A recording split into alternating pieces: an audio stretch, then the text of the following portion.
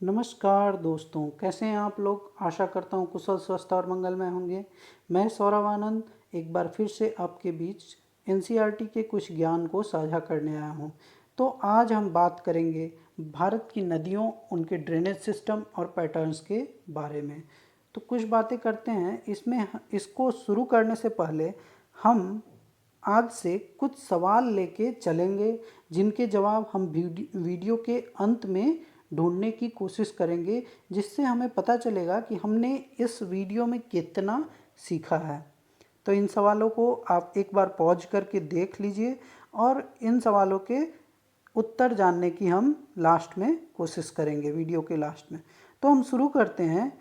River के birth से लेके उसके डेस्टिनेशन तक पहुंचने के जो पैटर्न होते हैं उसको देखने की हम कोशिश करेंगे।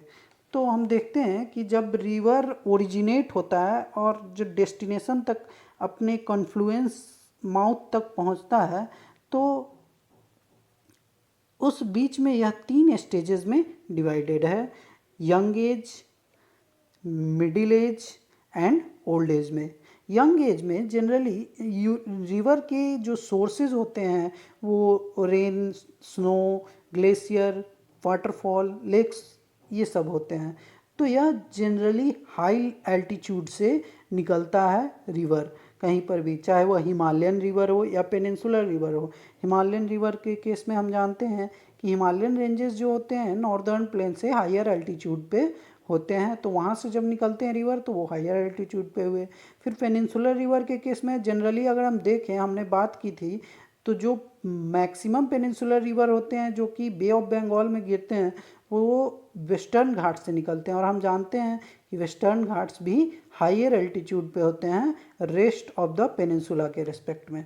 तो अब हम जब उससे आगे बढ़ेंगे मिडिल एज स्टेज में, तो वहाँ हम देखते हैं कि रिवर को बहुत सारी छोटी छोटी नदियाँ आके अपने वाटर का कंट्रीब्यूशन देती हैं, जिससे कि रिवर जो होता है फुल ऑफ वाटर हो जाता है, जिस कारण से बहुत बार यह फ्लड प्लेन्स को क्रिएट करता है। हमने बात की थी पिछले चैप्टर में, जब रिवर में बहुत ज़्यादा वाटर हो जाता है किसी भी कारण से, या तो गर्मी पड़ने की वजह से, ग्लेशियर्स के पिघलने के कारण से, या तो ज़्यादा रेन की वजह से, तो क्या होता है कि वाटर को अपने वो साइड में जो बैंक्स होते हैं उनको फ्लड कर देता है। और इस कारण से बहुत बार जो रिवर होता है यह डिज़ास्टर को भी क्रिएट करता है। लेकिन यह इसके पॉजिटिव फैक्टर ये भी हैं कि उस जगह की मिट्टी क्या होती है, फर्टाइल हो जाती है, तो वह फ्लड प्लेन कहलाता है वो पूरा। अब अगर हम और आगे बढ़ेंगे तो हम देखेंगे जब कम्प्लीटली रिवर प्लेन्स में पहुंच जाता है और नियरर टू इट्स माउथ हो जाता है, माउथ आ जाता है, कि जब वह ओशन या सी या बड़े से वाटर बॉडी में मिलने वाला होता है, तो क्या होता है कि river meandering and oxbow lake features को क्रिएट करता है। तो मिएंडर क्या होता है कि जब प्लेन्स में पहुंच जाता है तो रिवर अपने हिसाब से पाथ ढूंढता है, उसे जहाँ जहाँ ब्लैंक जगह मिलता है, क्योंकि वहाँ पर ये ओल्ड एज में पहुँचने के बाद इसका फोर्स जो होता है कम हो गया होता है। फोर्स कम होने के बाद यह सामने आए हुए किसी भी ऑब्स्टिकल को हटाने के बजाय यह अपने पाथ को बेंड करना ज़्यादा पसंद करता है। इस कारण से हम देख पा रहे होंगे फिगर में कि ये जो पाथ है वो स्नेक लाइक हो जाता है, और यह snake like structure with due course of time sometimes what happen, river itself separates from its own channel, and that feature is called oxbow, that feature created is called oxbow lake। जब ये कुछ इस तरह से हो रहा होगा कि यह पाथ इस तरह से चल रहा होगा, लेकिन कुछ दिनों के बाद जब रिवर ने अपना रास्ता बदल दिया तो यह वाटर बॉडी सेपरेट हो गया और यह ऑक्सबो लेक का फॉर्मेशन कर देता है। अब यह क्योंकि रिवर इतनी दूर के जर्नी को फॉलो करता आ रहा है, तो बहुत सारा सैंड, बहुत सारा सिल्ट वगैरह कंटेन करके लाएगा, और यह क्या करेगा कि अपने माउथ पे इसको डिपॉजिट कर देगा। तो ये इस कारण से डिपोजिशन ऑफ सेडिमेंट्स की वजह से यहाँ पे डेल्टा का फॉर्मेशन होता है। और हम देखेंगे आगे कि जो इंडियन रिवर सिस्टम है उसमें वर्ल्ड का सबसे लार्जेस्ट डेल्टा है और यह हमें आगे देखने को मिलेगा। अब तो इसमें रिवर के इस पैटर्न में हम देखते हैं कि कुछ फीचर्स क्रिएट होते हैं, कुछ टर्म्स आते हैं जिनको हम एक बार देख लेते हैं।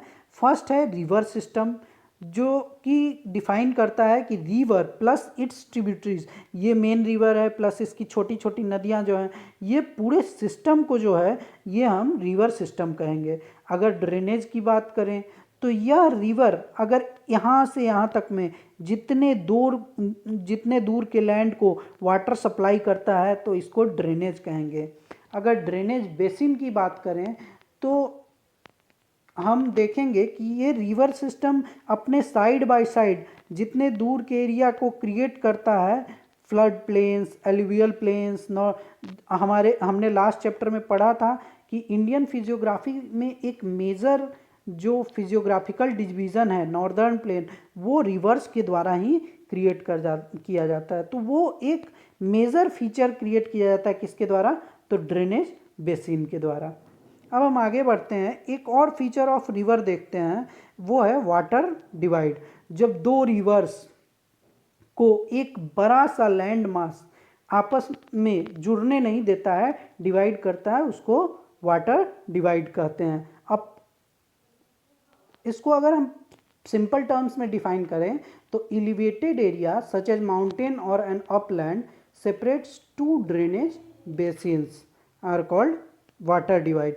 अब अगर हम रिवर पैटर्न को देखें, ड्रेनेज पैटर्न्स को देखें, तो ये जो होता है हम बहुत ही अलग अलग तरह के पैटर्न्स हमें देखने को मिलेंगे। कहीं पर रिवर में आकर के मिल रहा है, कहीं एक ही रिवर दो स्ट्रीम्स में बटा है। पिछले चैप्टर में भी हमने देखा था ट्रिब्यूटरीज या डिस्ट्रीब्यूटरीज के बारे में, तो वहाँ हमने भी देखा कि कई रिवर जब एक सिंगल चैनल में मिलते हैं तो वो ट्रिब्यूटरीज कहलाते हैं। एक सिंगल चैनल जब 2 से 3 चैनल में डिवाइडेड होते हैं तो उनको डिस्ट्रीब्यूटरीज कहते हैं। तो ड्रेनेज पैटर्न के जो फीचर्स हैं वो ये हैं कि हम देखे हैं कि रिवर के आगे जिस प्रकार का ऑब्स्टिकल होगा उस हिसाब से वो काम करेगा, रिवर का फोर्स जिस तरह का होगा उस हिसाब से काम करेगा। अगर न्यू एज स्टेज में है, न्यू एज में है, यंग एज में है रिवर, तो क्या होता है कि इसके पास ज़्यादा फोर्स होता है, तो ये सामने आए हुए स्ट्रॉन्गेस्ट ऑब्स्टिकल को भी हटाने में पॉसिबल होता है। लेकिन अगर यह ओल्ड एज में होता है, इसका फोर्स कम होता है, तो यह ऑब्स्टिकल को नहीं हटाता है, क्या करता है, साइड से निकल जाता है। तो ड्रेनेज पैटर्न के फीचर्स हैं slope of the land, underlying rock structure, जिस तरह का रॉक स्ट्रक्चर होगा उस पर भी डिपेंड करेगा। अगर रॉक इग्नियस रॉक है, मेटामॉर्फिक रॉक है, तो शायद रिवर अपने कोर्स को चेंज कर लेगा। अगर सेडिमेंट्री रॉक है तो ईजिली हटा देगा। तो ये सब चीज़ों पे भी डिपेंड, क्लाइमेट कंडीशंस पे भी डिपेंड करता है। अगर किसी जगह की क्लाइमेट कंडीशन ज़्यादा रेनी है तो रिवर में वाटर ज़्यादा होगा, वाटर ज़्यादा होगा तो फोर्स ज़्यादा होगा रिवर का, तो ईजिली अपने आगे के ऑब्स्टिकल को हटा देगा। तो इन पैटर्न्स को 4 मेजर डिविजन्स दिया गया है। पहला है डेंड्राइटिक पैटर्न। इसमें क्या होता है कि कई सारे रिवर्स अपने ट्रिब्यूटरीज के साथ एडजॉइन होकर के एक सिंगल रिवर में फ्लो होते हैं और ये फिर जाकर के सी में मिलते हैं। ये एक तरह से ट्री के ब्रांच की तरह दिखता है। अब दूसरा पैटर्न अगर हम देखें तो ट्रेलिस पैटर्न है, जिसमें क्या होता है कि रिवर सॉफ्ट या हार्ड रॉक के हिसाब से अपने पाथ को चुनता है। अगर सॉफ्ट रॉक है तो उसको आगे से हटाते हुए निकलेगा, अगर हार्ड रॉक है तो साइड से निकल जाएगा। तो इस पैटर्न को हम ये ट्रेलिस ड्रेनेज पैटर्न कहते हैं। अब अगर हम देखें अगला रेडियल पैटर्न, तो रेडियल पैटर्न सर्कुलर पैटर्न की तरह होता है कि अगर एक बड़े से पीक से कई सारे रिवर के स्ट्रीम्स चारों तरफ निकल के तब सी के तरफ मिल रहे हैं तो उनको रेडियल पैटर्न कहते हैं, रेडियल ड्रेनेज पैटर्न कहते हैं। अगर हम रेक्टेंगुलर पैटर्न की बात करें तो ये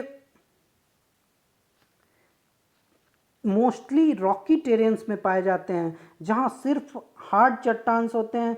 तो उसमें क्या होता है कि रिवर जनरली गॉर्जेस के थ्रू अपने पाथ को ढूंढते हैं, वो चट्टान को नहीं हटा पाते हैं। तो मोस्टली इस इन टेरेन्स में रेक्टेंगुलर शेप में रिवर का फ्लो होता है, तो इसको रेक्टेंगुलर पैटर्न कहते हैं। अब अगर हम इंडियन रिवर सिस्टम की बात करें तो यह मोस्टली दो पैटर्न्स में बटा हुआ है, द हिमालयन रिवर सिस्टम और द पेनिनसुलर रिवर सिस्टम। तो आज की क्लास में हम लोग हिमालयन रिवर सिस्टम के बारे में बात करेंगे। फिगर में आप देख सकते हैं कि snow covered high healed mountains के बीच से रिवर निकलता हुआ आ रहा है। उसके बाद वो और लो लाइंग एरिया में जब पहुंचता है तो उसके चैनल्स ब्रॉड हो जाते हैं, उसमें वाटर फ्लडेड हो जाते हैं और आप देख रहे होंगे माउंटेन का एल्टीट्यूड घट गया है। अब और यहाँ पे रिवर्स जो हैं दो पहाड़ियों के बीच से गुजरते हैं। इन जब दो पहाड़ियों के बीच से गुजरते हैं इस फीचर को गॉर्ज कहते हैं। अब अगर हिमालयन रिवर सिस्टम की और हम फीचर्स की बात करें तो यह जनरली पेरिनियल होता है। पेरिनियल का मतलब होता है कि सालों भर जिसमें वाटर हो। अब सालों भर वाटर हमने लास्ट चैप्टर में जब डेजर्ट के बारे में, इंडियन डेजर्ट के बारे में पढ़ा था, तो उसमें हमने देखा कि कोई भी वाटर बॉडी में वाटर कब होता है, जब रेन हो और उसमें कंटिन्यूसली स्नो के थ्रू वाटर आता रहे। तो हिमालय में दोनों फीचर होते हैं। नॉर्दर्न प्लेन्स में रेनी एरिया भी है और ग्लेशियर्स के मेल्ट होने से वाटर भी कंटिन्यूसली आता है। इनके जो कोर्सेज होते हैं वो बहुत लंबे लंबे होते हैं। जैसे यहाँ आप देख सकते हैं इंडस रिवर का ही काफ़ी लंबा कोर्स है, 2900 अप्रॉक्स किलोमीटर्स ऑफ कोर्स है इनका।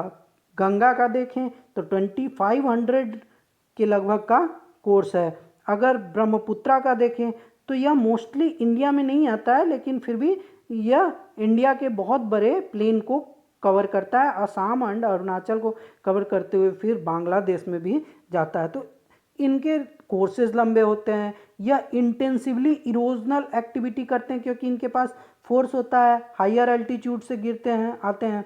इनके फीचर्स हैं ये प्लेन एरिया में मिएंडर्स, ऑक्सबो लेक्स और अपने माउथ के पास डेल्टास का फॉर्मेशन करते हैं। प्लेन में ये डिपोजिशनल एक्टिविटी के कारण फ्लड प्लेन्स को फॉर्मेशन करते हैं, जहाँ पर कि फर्टाइल लैंड का क्रिएशन होता है, जिस कारण से कि हमने देखा था लास्ट चैप्टर में कि नॉर्दर्न प्लेन्स एग्रीकल्चरली बहुत ही प्रोडक्टिव लैंड है। अब अगर हिमालयन रिवर सिस्टम में हम बात करें तो मेजरली इंडिया में 3 रिवर्स की बात होती है। एक तो इंडस रिवर, दूसरा गंगा रिवर और तीसरा ब्रह्मपुत्रा रिवर। अब इंडस रिवर में अगर हम बात करें तो इंडस रिवर सिस्टम में यह जो है तिब्बत के पास मानसरोवर के पास से निकलता है यह रिवर सिस्टम, और यह वेस्ट की तरफ फ्लो करता है। वेस्ट भी नहीं, आप कह सकते हो कि यह आपको नॉर्थ वेस्ट डायरेक्शन में सबसे पहले फ्लो होता है, कश्मीर रीजन में कम्प्लीटली फ्लो होता है। उसके बाद यह पिक्चरस गॉर्ज मतलब बहुत ही सुंदर सा स्ट्रक्चर बनाता हुआ फिर उसके बाद पाकिस्तान में इंटर करता है, और यहीं तिब्बत के पास ही दूसरा इंडस का मेजर ट्रिब्यूटरी सतलुज भी निकलता है मानसरोवर लेक के पास से, जो कि बाकी नदियों रावी, चिनाब, झेलम, ब्यास के साथ मिल करके पाकिस्तान में इंडस रिवर के साथ मिलती हैं और इसके चैनल को और ब्रॉड कर देती हैं। अगर हम इंडस रिवर के राइट बैंक ट्रिब्यूटरी के बारे में बात करें तो वहाँ है जस्कर, नुब्रा, श्योक, हुंजा, जो कि सब कश्मीर रीजन में इस साइड में इंडस से मिलती हैं। गिलगित बल्तिस्तान रीजन में पड़ती है इंडिया के। हम इंडिया क्या कहेंगे, लेकिन ये पीओके में भी आता है, इंडियन पीओके, पाक ऑक्यूपाइड कश्मीर। ये हिस्टोरिकली फैक्ट है, ये इसके बारे में हम किसी और क्लास में बात करेंगे। अब अगर गंगा रिवर सिस्टम की हम बात करें तो यह गंगोत्री ग्लेशियर से निकलता है। यह मेजरली भगीरथी और अलकनंदा के कॉन्फ्लुएंस से बनता है, जो कि ऋषिकेश और हरिद्वार के पास से है। इसका एक मेजर ट्रिब्यूटरी जो है यमुना, वो इसी के पैरेलल रन करते हुए यमुनोत्री ग्लेशियर से निकलता है और इलाहाबाद में जाकर के प्रयाग में मिलता है, जिसे हम संगम भी कहते हैं, जो कि 3 नदियों का कॉन्फ्लुएंस है, गंगा, यमुना और सरस्वती। अब अगर हम बात करें इसमें और भी मेजर ट्रिब्यूटरीज की, तो जनरली हम रिवर के एक बात करना चाहूँगा कि रिवर की जो दो ट्रिब्यूटरीज होती हैं, 2 तरह की होती है। एक तो राइट बैंक ट्रिब्यूटरी और लेफ्ट बैंक ट्रिब्यूटरी। अगर हम रिवर के ही डायरेक्शन में चले तो हमारे जो राइट हैंड साइड में पड़ेगा वो राइट बैंक ट्रिब्यूटरी होगा, जो रिवर्स राइट हैंड साइड से आके मिलेंगी वो राइट बैंक ट्रिब्यूटरी होंगी, जो लेफ्ट हैंड साइड से आके मिलेंगी वो लेफ्ट बैंक ट्रिब्यूटरी होंगी। तो गंगा के अगर हम राइट हैंड ट्रिब्यूटरीज के बारे में बात करें तो वो हैं यमुना, सोन, यमुना, सोन, आपको, और लेफ्ट बैंक ट्रिब्यूटरी की बात करें तो रामगंगा, गोमती, घाघरा, गंडक, कोसी, महानदी एट्सेट्रा। इन सब रिवर्स के मिलने से, इतने सारे रिवर्स के मिलने के कारण ही हमने लास्ट चैप्टर में देखा था नॉर्दर्न प्लेन में सबसे बड़ा बनाने में पार्ट प्ले करता है गंगा रिवर सिस्टम। अब अगर हम ब्रह्मपुत्रा रिवर सिस्टम की बात करें तो यह क्या होता है कि यह एक तो मानसरोवर के पास से ही निकलता है, जो कि मानसरोवर के वेस्ट साइड पे आपको इंडस और सतलज मिलता है, और ईस्ट साइड से यह ब्रह्मपुत्रा रिवर सिस्टम निकलता है, जो कि आपको तिब्बत से होता हुआ और तब अरुणाचल प्रदेश में आता है यहाँ से होते हुए, और तिब्बत में इसको जनरली सांगपो कहते हैं। यह अरुणाचल प्रदेश के पास दिहांग के रूप में आपको एक यू टर्न लेता हुआ आता है, और यह जो यू टर्न होता है जनरली नामचा बरवा पर्वत के पास से रहता है, और इसका आप चैनल ये देख पा रहे होंगे, ये पैटर्न ड्रॉ किया हुआ। अब अगर हम इसकी ट्रिब्यूटरीज की बात करें तो ये हैं दिबांग, लोहित, और यहाँ पे दिसांग, दिखाव, धानश्री, फिर उसके बाद से ये राइट बैंक में सियांग, सुबनश्री, ये सब ट्रिब्यूटरीज इसमें मिलती है। अब मैंने दोनों की बात की, लेकिन आप बोलोगे कि माउथ की क्यों नहीं बात की इन दोनों के, तो इन दोनों का जो माउथ है वो कॉमन है। बड़ा इंटरेस्टिंग फैक्ट है यहाँ पे, बहुत ही आराम से समझने वाली बात है कि जब गंगा फरक्का तक आती है, यहाँ तक फरक्का तक आती है, फरक्का साहेबगंज तक, बिहार झारखंड के बॉर्डर के पास, वहाँ पे 2 भागों में बट जाती है, एक तो हुगली में और दूसरा भागीरथी में, जिसको कि आगे ब्रह्मपुत्रा ज्वाइन करती है, जिसका कि नाम ब्रह्मपुत्रा का नाम, क्योंकि यहाँ ब्रह्मपुत्रा जब आपको बांग्लादेश में आती है तो वहाँ इसे जमुना कहा जाता है।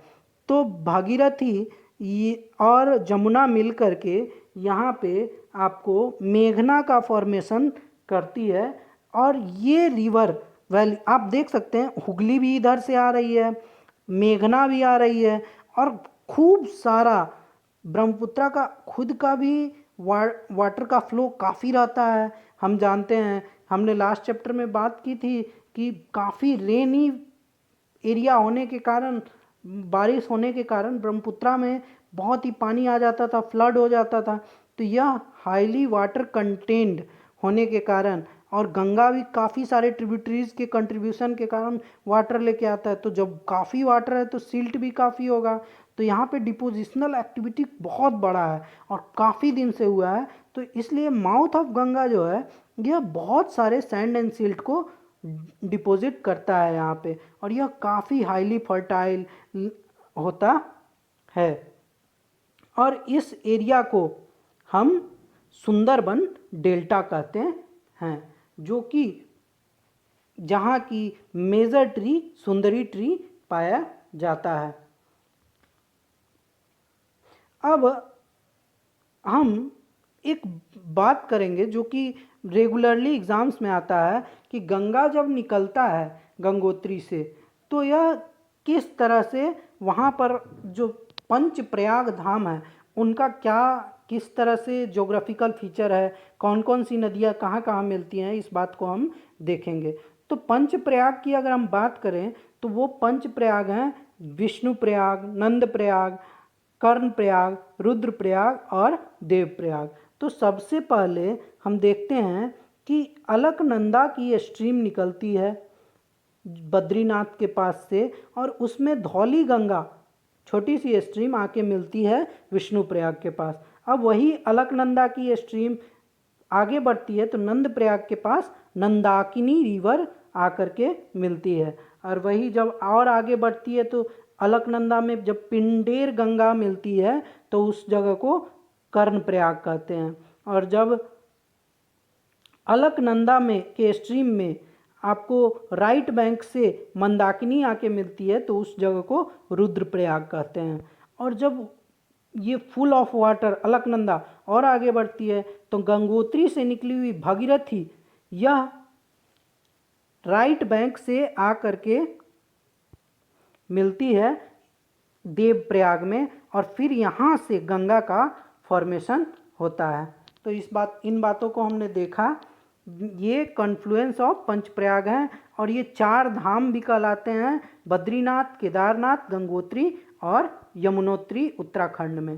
गवर्नमेंट द्वारा ये स्कीम्स चलाए गए हैं इन 4 इम्पोर्टेंट धाम्स को कनेक्ट करने रोड कनेक्टिविटी के लिए उत्तराखंड।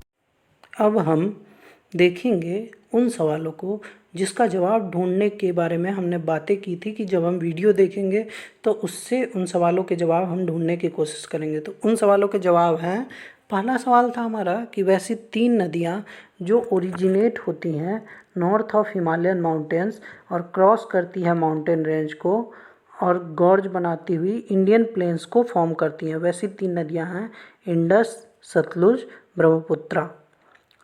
और इसमें से इंडस और सतलुज मानसरोवर लेक के वेस्ट से निकलती है और ब्रह्मपुत्रा ईस्ट से निकलती है जिसको कि तिब्बत में सांगपो नाम से भी जाना जाता है। अब दूसरा सवाल था हमारा कि सुंदरी ट्री कहाँ पे पाया जाता है, तो यह सुंदरबन डेल्टा में पाया जाता है। और तीसरा सवाल था हमारा कि longest river basin of India कौन सा है और वह कौन से फिजियोग्राफिक फीचर को फॉर्म करता है। तो longest river basin of India हमारा गंगा रिवर सिस्टम है जो कि नॉर्दर्न प्लेन्स का बहुत बड़ा पार्ट जो कि गंगा प्लेन है उसको फॉर्म करता है। अब चौथा सवाल जो कि मोस्ट इम्पोर्टेंट था कि हम फादर ऑफ ज्योग्राफी, वो जो फिगर दिया था वो फादर ऑफ ज्योग्राफी हैं जो कि इरेटोस्थेनस है। अगर मुझसे स्पेलिंग में मिस्टेक हो रही हो तो आप पढ़ लेना इरेटोस्थेनस। ये जो हैं वो 276 BC में ही अर्थ के सरकमफ्रेंस को इन्होंने बता दिया था, लैटिट्यूड और लॉन्गिट्यूड के बारे में कॉन्सेप्ट दिया था इन्होंने, और भी बहुत सारी बातें की थी। मैं चाहूँगा कि आप गूगल पे जाएं, इनके बारे में पढ़ें और जो इंटरेस्टिंग फैक्ट आपको लगता है कि सभी को जानना चाहिए उसे कमेंट सेक्शन में लिखें ताकि ज़्यादा से ज़्यादा लोगों तक बात पहुंच सके। थैंक यू, पढ़ते रहिए और स्वस्थ रहिए।